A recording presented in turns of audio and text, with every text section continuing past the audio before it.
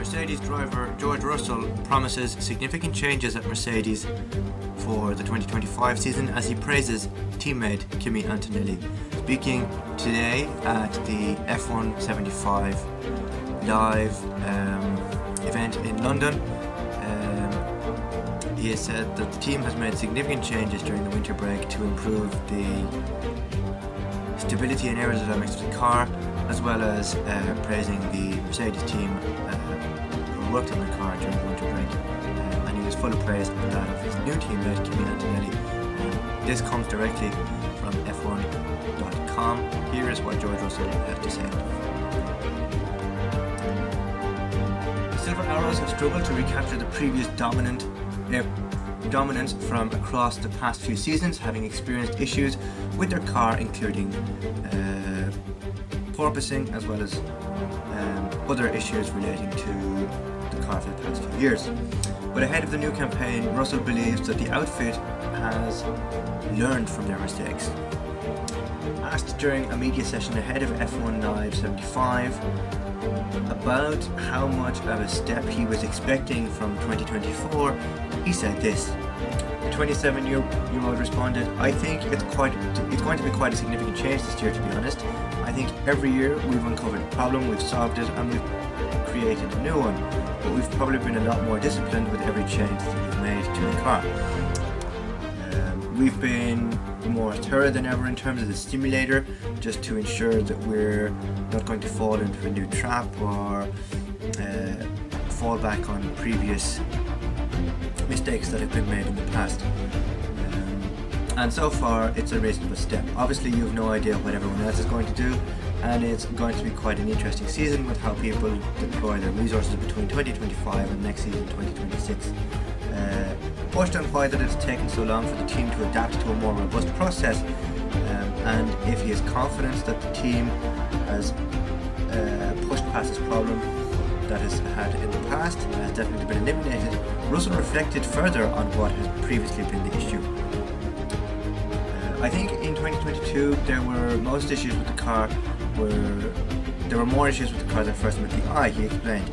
Everything was dominated by porpoising, and we couldn't unpick what was bouncing and what were poor characteristics within the car's overall environment. It took a good 18 months to solve the porpoising, and as such we've come out the other end, hopefully in a way that focuses more on the performance of the car and helps us win championships.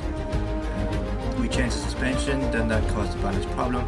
There was a lot of things that it just took a lot of time to fix. I think when something clicks and something works, you sometimes don't quite know why that is. We went to Las Vegas last year and we dominated, and that was a sight to behold, to be honest, within itself, given that the porpoising from the year before and then issues relating to the car this year, and how they managed to pull off Vegas last year was phenomenal beyond words. I would love to tell you exactly why that is. We've got some ideas that why that could be, but there's not a silver bullet saying that this is the reason why you were so strong there and this is the reason why you were so weak elsewhere. And I think that's the case for everyone. So it's not just Mercedes. These other teams, the Aston Martins, the Red Bulls, the Haas's, the Alpines, they're all having the same issues, but they're not as noticeable or as defined as they were for Mercedes last year.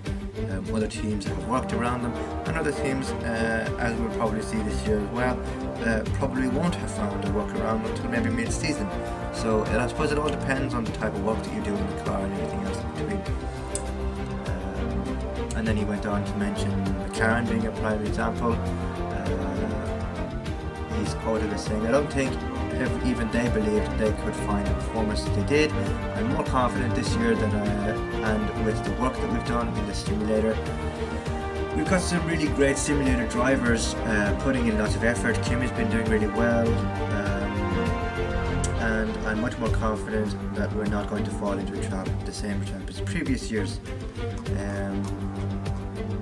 So look, Mercedes has hopefully found the significant progress that they're going to build on this year. But look, they might run into problems this year. You just don't know until they're out on track. Speaking of, there's testing that's happening, I believe, next week, and the races don't kick off then until Melbourne in the middle of March, which I'm looking forward to as well. So between now and then, I'll continue to provide F1 related content and updates for you. So should you so wish, don't forget to like, comment, share, and click that subscribe button down below so you never miss notification. Thank you very much for watching, and I'll see you again very soon for more.